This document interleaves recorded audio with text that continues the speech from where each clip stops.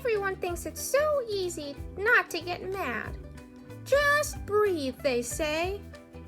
Take a deep breath. But I do breathe. I'm always breathing, and I'm still mad. You might be breathing, Gaspard, but are you taking a calming breath? It's not so easy to take a calming breath.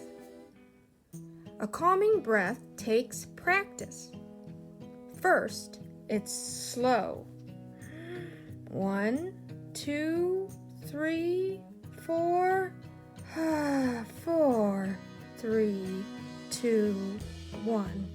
Next, you must imagine yourself in a most peaceful place. Practice wherever you are. When you wake up, When you're eating. When you're relaxed. When you fall asleep at night.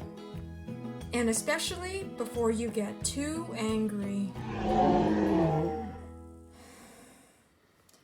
You should practice, practice, practice, practice.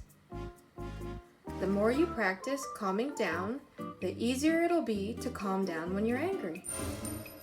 Now, what are your calming practices?